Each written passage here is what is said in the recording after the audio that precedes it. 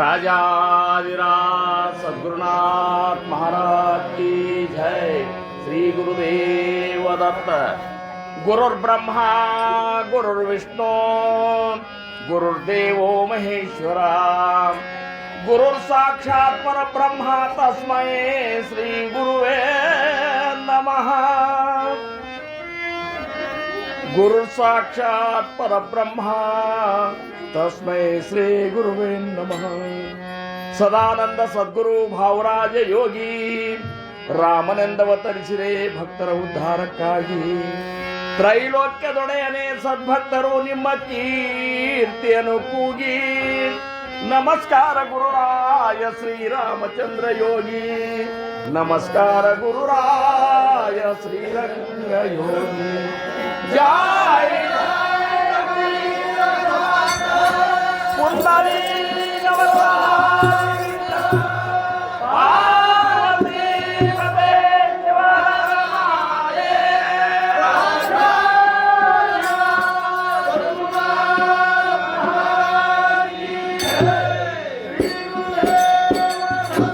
श्रीराम जय राम जय जय राम श्री राम जय राम जय जय राम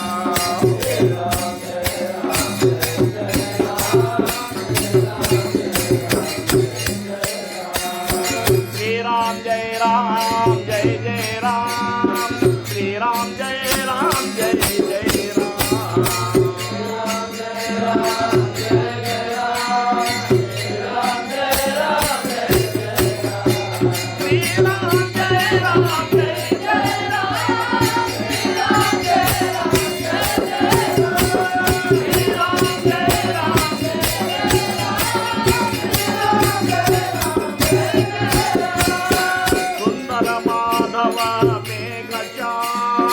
जानकी जीवन राम राम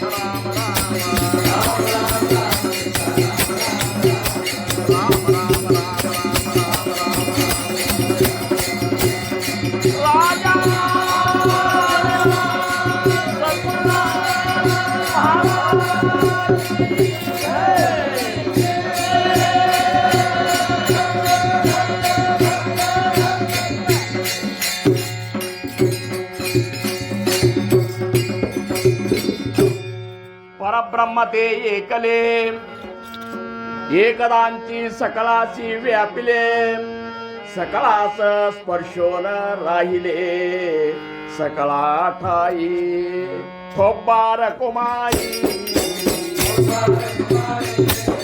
थोबार कुमाई थोबार कुमाई बोला पुंडली नित्यानंद तुकाराम राजा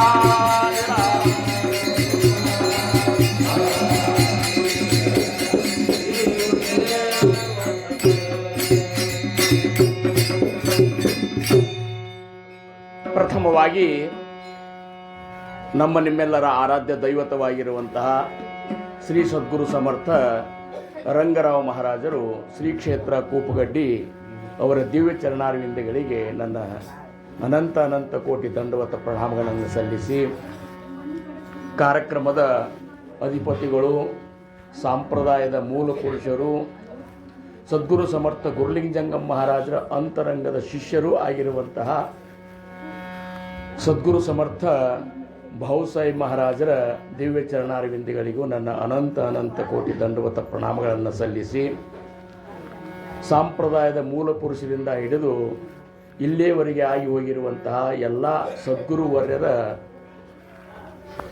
ಚರಣ ಕಮಲಗಳಿಗೆ ನನ್ನ ಅನಂತ ಅನಂತ ದಂಡವತ ಪ್ರಣಾಮಗಳನ್ನು ಸಲ್ಲಿಸುತ್ತಾ 112ನೇ ವರ್ಷದ ಪುಣ್ಯಾರಾಧನೆ ನಿಮಿತ್ತ ಜರುಗುತ್ತಿರುವಂತಹ ಈ ಒಂದು ಸಪ್ತಾಹದ ಮಂಗಲಮಯ ದಿನ, ಈ ಒಂದು ಸಂದರ್ಭದಲ್ಲಿ ಸಾಂಪ್ರದಾಯದ ಮೂಲ ಕ್ಷೇತ್ರವಾಗಿರುವಂತಹ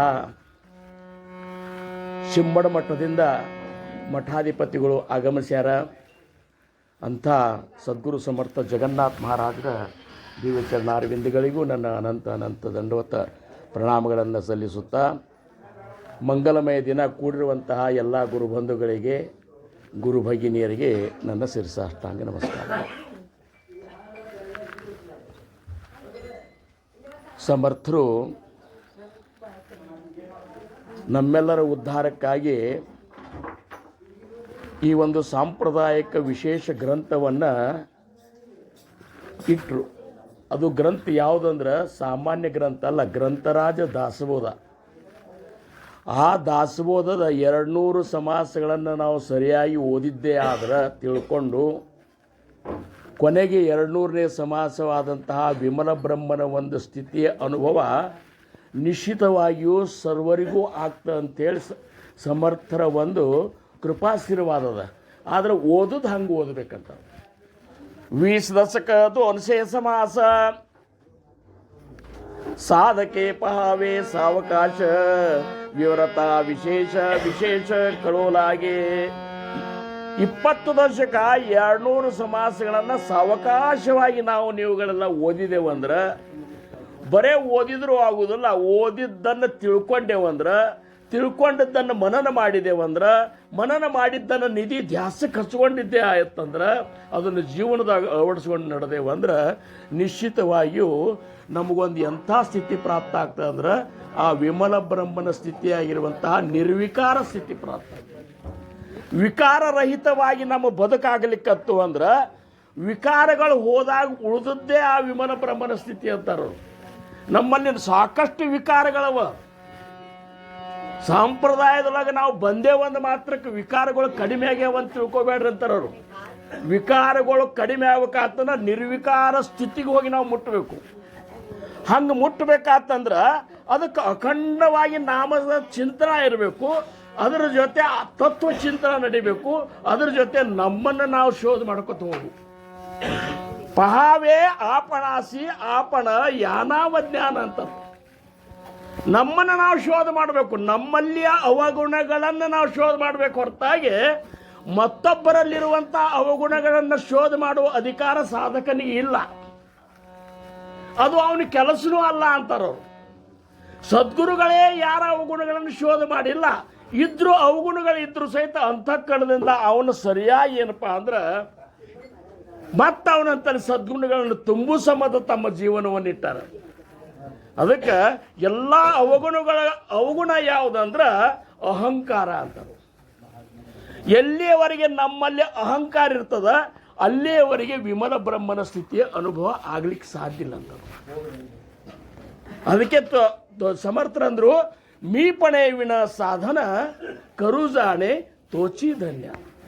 ಈ ಅಹಂಕಾರ ರಹಿತರಾಗಿ ನಾವು ಸಾಧನ ಮಾಡಿದ್ರೆ ಮಾತ್ರ ಧನ್ಯತಾ ಅನ್ನುವಂಥದ್ದು ನಾವು ಪ್ರಾಪ್ತ. ಅದಕ್ಕೆ ಸಮರ್ಥನಂದ್ರು ಮನ ಹೇ ವಿವೇಕೆ ವಿಚಾರ ಕರಾವೆ, ಮನ ಹೇ ವಿವೇಕೆ ವಿಚಾರ ಕರಾವೆ.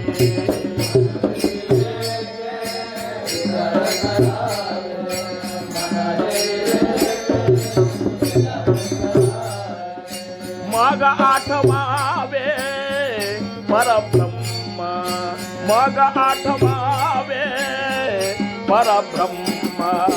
ಮನ ಹೇ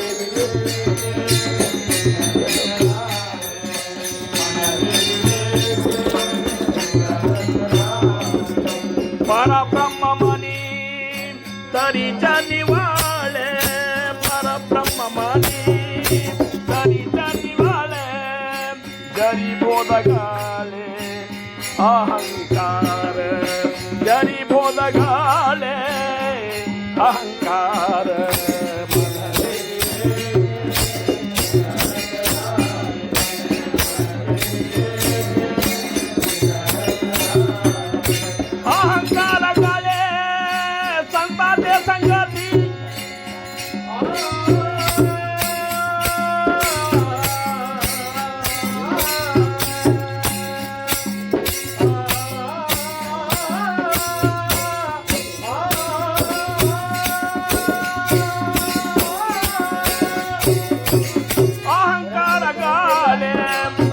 विवेकाचे संगती तरी आदियंती समाधान तरी आदियंती समाधान मन हे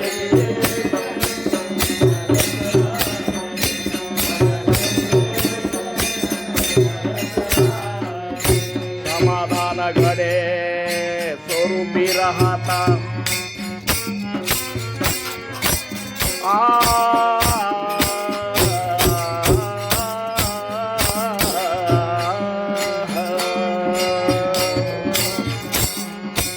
समाधान घडे स्वरूपी राहता विवेके पाहता निसंगात विवेके पाहता निसंगात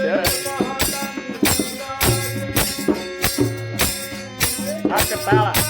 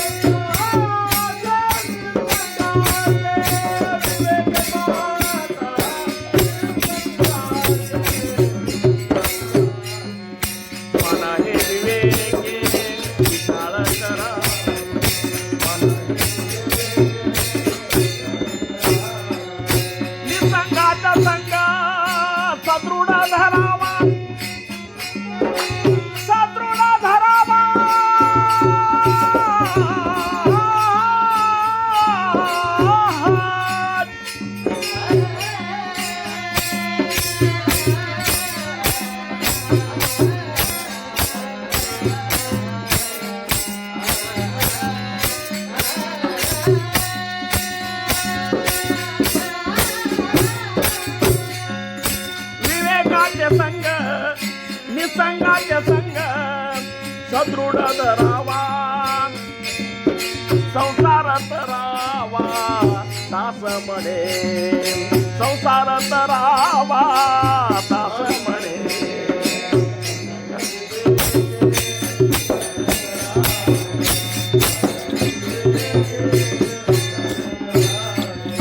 विचार करा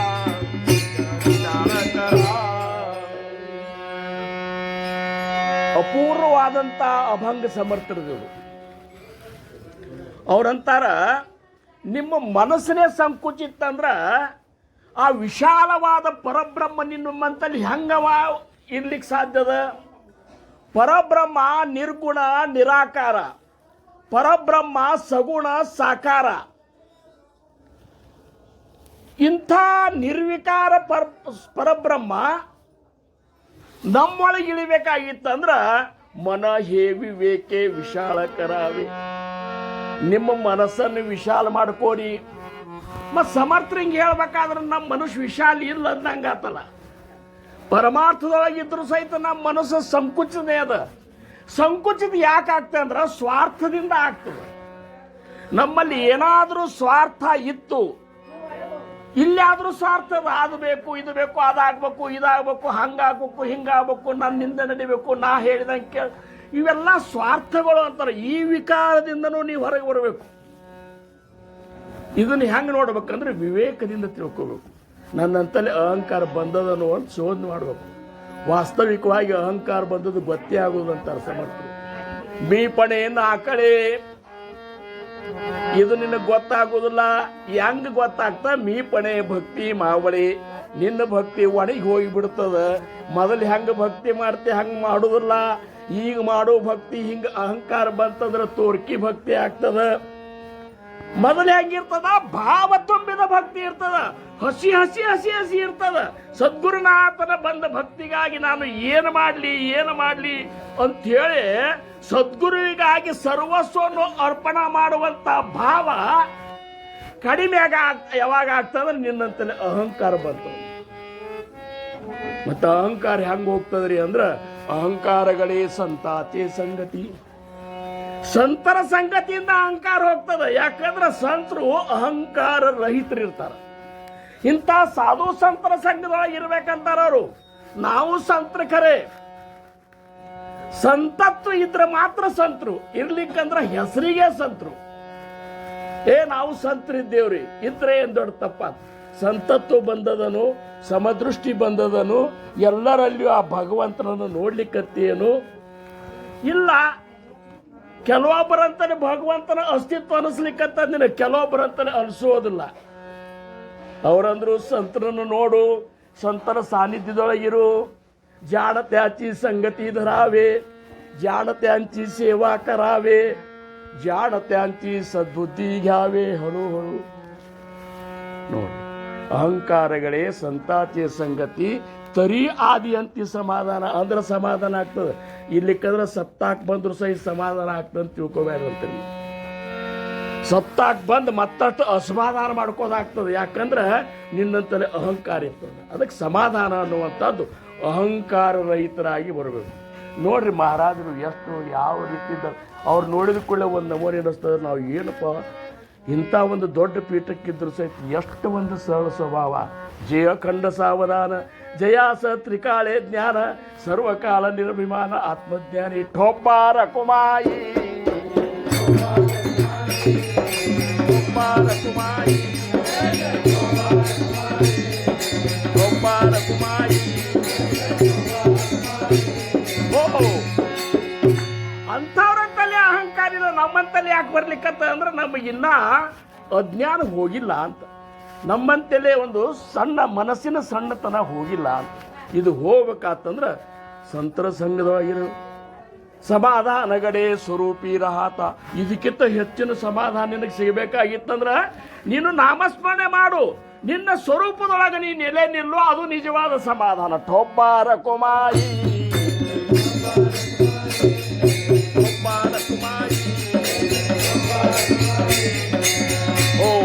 ಸಮಾಧಾನಗಡೆ ಸ್ವರೂಪಿ ರಹಾತ, ವಿವೇಕೆ ಪಹಾತ ನಿಸ್ಸಂಗಾಚ. ನೀ ವಿವೇಕದಿಂದ ನೋಡಿದಂದ್ರ ಆ ನಿಸ್ಸಂಗನಾಗಿರುವಂತಹ ಸದ್ಗುರು, ನಿರ್ವಿಕಾರನಾಗಿರುವಂತಹ ಸದ್ಗುರು, ವಿಮಲ ಬ್ರಹ್ಮ ಸ್ಥಿತಿಯನ್ನು ಹೊಂದಿದಂತಹ ಸದ್ಗುರು ನಿನಗೆ ಗೊತ್ತಾಗ್ಲಿಕ್ಕೆ ಶುರು ಮಾಡ್ತಾನ. ಅವು ಗೊತ್ತಾಗಬೇಕಾದ್ರೆ ಇಷ್ಟು ಬೇಕಂತಾರ ಅವರು. ಸಂತರ ಸಂಗಿಡಿಬೇಕು, ಸಂತರ ಸಾನ್ನಿಧ್ಯದೊಳಗೆ ಇರಬೇಕು, ಸಂತರಂತೆ ಜೀವನ ನಾವು ಬದುಕಲಿಕ್ಕೆ ಕಲಿಬೇಕು. ಅವ್ರಂಗ ಬದುಕಬೇಕಂತಾರ ಅವರು. ಇಲ್ಲಿ ನಾವು ಚಲೋ ಚಲೋ ಡ್ರೆಸ್ ಹಾಕೊಂಡು ಸಂತರ್ಗತ ಇದ್ರೆ ಅದು ಮಹಾರಾಜರಿಗೆ ಸಂತೋಷ ಆಗುವುದಿಲ್ಲ. ಇಲ್ಲೇ ಅಲ್ಲೇ ಕೂಡ್ಸೆ ನೀನು ಸಂತರ್ಗತೆ ಬದುಕಬೇಕು. ನೋಡಿ, ಠೊಬ್ಬಾರ ಕುಮಾಯಿ, ಠೊಬ್ಬಾರ ಕುಮಾಯಿ. ಓ ನಿಸ್ಸಂಗಾಚ ಸಂಘ ಸದೃಢ ಧರಾವ, ಸಂಸಾರ ತರಾವ ದಾಸಮಣಿ. ಸಮರ್ಥರಂದ್ರು ಆ ನಿಸ್ಸಂಗನಾದಂತಹ ಸದ್ಗುರುನಾಥನ ಸ್ವರೂಪವನ್ನ ನಿನ್ನ ಧ್ಯಾನದೊಳಗೆ ನೀ ಕಾಣಂತಾರ ಅವರು. ಧ್ಯಾನದೊಳಗೆ ಕಾಣ್ತಾನ ಭಗವಂತ. ಗುರುನಾಥ ನಮಗೆ ಎಲ್ಲಿ ಕಾಣ್ತಾನಂದ್ರ ನಾಮಸ್ಮರಣೆ ಒಳಗೆ ಕಾಣ್ತಾನ. ನೀ ಧ್ಯಾನ ಕೂತಾಗ ಕಾಣ್ತಾನ, ಹೊರತಾಗಿ ಹೊರಗೆ ಹಂಗೆ ಕಾಣುವುದಿಲ್ಲ. ನೀ ಉಳಿಗೆ ಬೇಕಾದ ಮಾಡು, ಸಪ್ತಾಹಗಳನ್ನು ಮಾಡು, ಸತ್ಸಂಗ ಮಾಡು, ಭಜನೆ ಮಾಡು, ಹಾಡು, ಪುಸ್ತಕ ಓದು, ಏನೆಲ್ಲ ಮಾಡು. ಆದ್ರೆ ಸದ್ಗುರು ದರ್ಶನ ಎಲ್ಲಿ ಆಗ್ತದ್ರೆ ನಿನ್ನ ನಾಮಸ್ಮರಣೆ ಒಳಗೆ ಆಗ್ತದೆ. ಠೊಬ್ಬಾರ ಕುಮಾಯಿ, ಠೊಬ್ಬಾರ ಕುಮಾಯಿ. ಓ ನಾಮಸ್ಮರಣೆ ಒಳಗೆ ಯಾಕಾಗ್ತಂದ್ರ ನಾಮದೊಳಗೆ ನಾಮಿ ಇದ್ದಾನ. ಗುರುನಾಥ ಕೊಟ್ಟಂತ ನಾಮದೊಳಗೆ ಯಾರಿದ್ದಾರಂದ್ರ ಅವನೇ ಇದ್ದಾನ.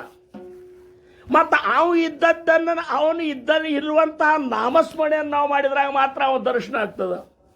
ಬರೇ ದರ್ಶನ ಆದ್ರೂ ನಡೆಯುವುದಿಲ್ಲ. ದರ್ಶನ, ಸ್ಪರ್ಶನ, ಸಂಭಾಷಣ ಇವೆಲ್ಲ ಘಡೋಸ್ಬೇಕಾಗಿತ್ತಂದ್ರ ಅನಂತ ಜನ್ಮೀಚೆ ಪುಣ್ಯ ಜೋಡಿ ತರೀಚ ಪರಮಾರ್ಥಗಡೆ ಮುಖ್ಯ ಪರಮಾತ್ಮ ಆತುರೇ ಅನುಭವಾಸಿ. ಅನಂತ ಜನ್ಮದ ಪುಣ್ಯ ಇದ್ರೆ ಇದೆಲ್ಲ ಘಡಿಸ್ತದ. ಉಪದೇಶ ತಗೊಂಡ್ರೆ ಮುಕ್ತ ಆಗ್ತಾರೆ ಅಂತ ತಿಳ್ಕೊಂಡ್ರೆ ಆಗುದಿಲ್ಲ. ಬರೀ ಉಪದೇಶದಿಂದ ಮುಕ್ತರಾಗುವುದಿಲ್ಲ. म्हणून सद्गुरू करावा सत्संग शोधून धरावा तत्व विचार विवरावा ಅಂತರ್ಯಾಮಿ. ಉಪದೇಶ ತಗೊಂಡ ಮೇಲೆ ಸತ್ಸಂಗ ಹುಡುಕ್ಯಾಡ್ಕೊಂಡು ಹೋಗ್ರಿ ಅಂತಾರೆ. ಹುಡುಕ್ಯಾಡ್ಕೊಂಡು ಹೋಗ್ಬೇಕು. ನಮ್ಮದು ಎಂಥ ಭಾಗ್ಯ ನೋಡ್ರಿ. ಖರೆ ಅಂದರೆ ವಿಶೇಷವಾಗಿ ಈ ಒಂದು ಭಾವಸಾಯಿ ಮಹಾರಾಜರ ಸಪ್ತಾಹದೊಳಗೆ ಮೊದಲನೇ ದಿವಸ ಮಹಾರಾಜರ ಉಮದಿ ಒಳಗೆ ನಮ್ಮ ಸೇವಾ ಆಗಿಬಿಡ್ತು. ಜನ್ಮಸ್ಥಾನ. ಎರಡನೇ ದಿವಸ ಇಂಚಗೇರಿ ಒಳಗೆ ಭಕ್ತಿ ಮೂರನೇ ದಿವಸ ಇವತ್ತು ಇಲ್ಲಿ. ಇದು ಮಹಾರಾಜರ ಕೃಪಾ ಮಾಡಿದ್ರೆ ಆಗ್ತದ. ಏನು ಮಹಾರಾಜರ ಕೃಪಾ ಮಾಡಿದ್ರೆ ಮಾತ್ರ ಆಗ್ತದ. ಅಂಥ ಭಾಗ್ಯವಂತರು ನಾವು ನೀವು ಎಲ್ಲ ಇದ್ದೆವು. ಅದಕ್ಕೆ ನಮ್ಮ ಜೀವನ ನಿಸ್ಸಂಗಾಚ ಸಂಘ ಸದೃಢಧರಾವ ಸಂಸಾರ ತರಾವ ದಾಸಮಣೆ. ಸಮರ್ಥರಂದ್ರು ಈ ಸಂಸಾರ ಸಾಗರದಿಂದ ಪಾರಾಗಿ ಹೋಗ್ಬೇಕಾಗಿತ್ತಂದ್ರೆ ನಿಸ್ಸಂಗ ವಸ್ತು ಆಗಿರುವಂಥ ಪರವಸ್ತು ಆಗಿರುವಂಥ ನಿರಾಕಾರ ವಸ್ತು ಆಗಿರುವಂಥ ಆ ವಿಮಲ ಬ್ರಹ್ಮ. ಯಾಕಂದ್ರೆ ಅವ ಒಬ್ಬನೇ ಇದ್ದಾನೆ, ಕರೆ ಎಲ್ಲ ಕಡೆ ತುಂಬಿಕೊಂಡಾನ, ಆದರೂ ಸಹಿತ ಕಾಣುವುದಿಲ್ಲ. ಅವು ಕಾಣಬೇಕು, ನಮಗೆ ತನ್ನ ಸ್ವರೂಪ ತೋರಿಸ್ಬೇಕಂದ್ರೆ ತೋರಿಸ್ತಾನೆ. ನಾವು ನೀವುಗಳೆಲ್ಲ ಅನನ್ಯವಾಗಿ ನಮ್ಮನ್ನು ನಾವು ಶೋಧ ಮಾಡಿಕೊಂಡು ನಮ್ಮ ಅವಗುಣಗಳನ್ನು ನಾವು ತೆಗೆದು ಹಂಗೆ ಆಗ್ತದೆ ಅಂತಾರೋ. ಬರೇ ಮೂರ್ಖ ಲಕ್ಷಣ ಹೇಳಿಬಿಟ್ಟಿಲ್ಲ ಸಮರ್ಥರು, ಪಡತ ಮೂರ್ಖ ಲಕ್ಷಣ ಒಂದು ಹೇಳ್ಯಾರ. ಯಾಕಂದ್ರೆ ತಿಳಿದ ಮೇಲೆ ಏನು ಮೂರ್ಖತನ ಬರ್ತಲ್ಲ, ಅದು ಕಲಿತ ಮೂರ್ಖರ ಲಕ್ಷಣ. ತಿಳಿದ ಮೇಲೂ ಬರ್ತದೆ. ಇಷ್ಟೆಲ್ಲ ನಾವು ಜ್ಞಾನ ನಮ್ಮಂತಲ್ಲಿ ಅದ ಅಂದ್ರೂ ಸಹಿತ ಮೂರ್ಖತನ ಬರ್ತದೆ. ದೋಷ ಠೇವಿ ಪುಡಿಲಾಸಿ ತೇಚಿ ಸ್ವಯೇ ಆಪಣಾಪಾಸಿ ಐಸೆ ನ ಕಡೆ ಜಾಸಿ ತೋ ಏಕ ಪಡತ ಮೂರ್ಖ. ಪಡತ ಮೂರ್ಖತನ ಬಂದದ್ದಕ್ಕೆ ಉದ್ಧರ ಯಾಜನ ಮಹಾದೋಷಿ ಅದರ. ನಾವು ಮಹಾದೋಷಿಗಳು. ತಿಳಿದು ದೋಷ ಮಾಡ್ಕೊಡೋದು ಬೇಡ. ಆ ದೋಷ ಕಳಿಬೇಕಾಗಿತ್ತಂದ್ರೆ 4 ಹೊತ್ತಿನ ಭಜನಿ, 3 ಹೊತ್ತು ದಾಸಬೋಧ, ಅಖಂಡ ಧ್ಯಾನ, ಆಮೇಲೆ ಪವಿತ್ರವಾದ ಜೀವನ ನಾವು ನೀವು ಸಾಗಿಸಿದೇವಂದ್ರೆ ಈ ವಿಮಲ ಬ್ರಹ್ಮನ ಸ್ಥಿತಿ, ಆ ಸದ್ಗುರುನಾಥನ ಸ್ವರೂಪ ನಮಗೂ ಅವಗತ ಆಗ್ತದೆ ಅಂತ ಹೇಳ್ಕೊತ ಕೊನೆ. ಆ ನಿಸಂಗಾಚ ಸಂಗ ಸದೃಢ ಧರಾವ, ನಿಸಂಗಾಚ ಸಂಗ ಸದೃಢ ಧರಾವ,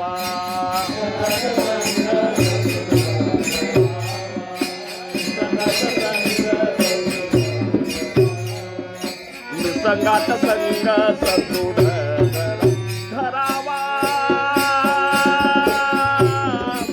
सदृढ धरावा.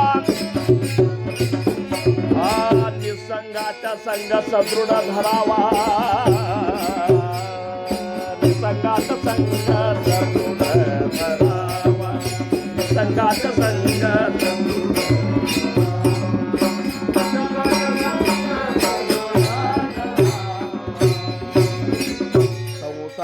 तरावा दास म्हणे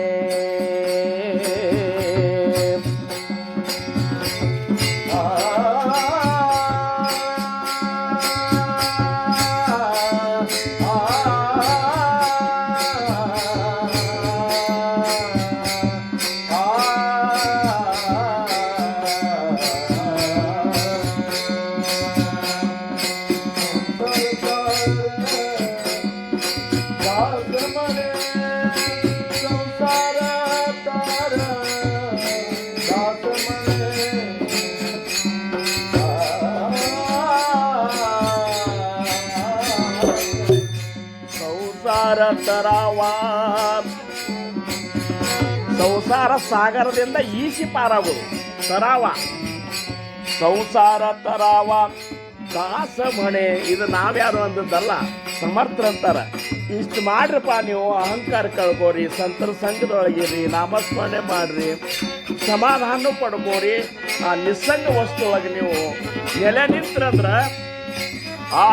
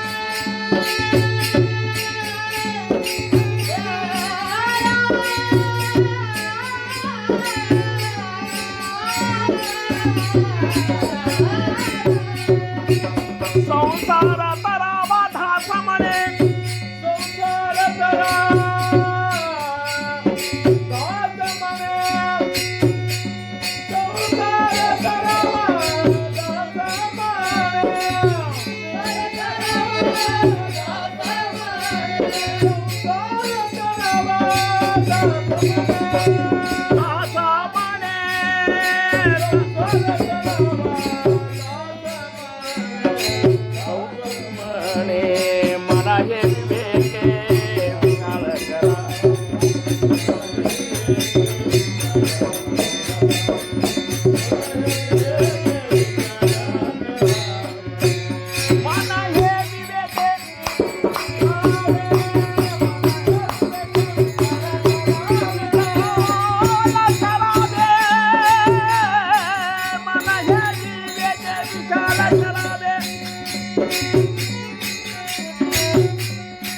मला हे विवेके विशाल करावे मग आठवावे परब्रह्मा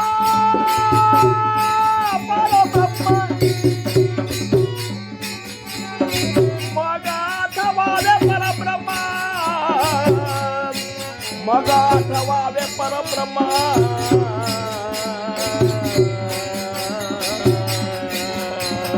मला हे विवेके विशाल मला हे विवेके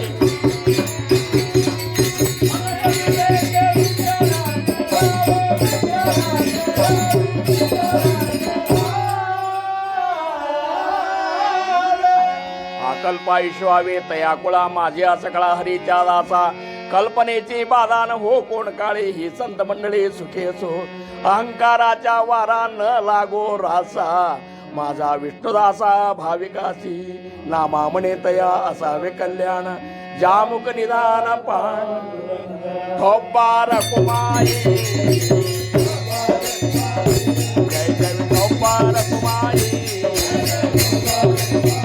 जय जय ठोपार कुमारी जय जय ठोपार कुमारी बोला पुतले कवना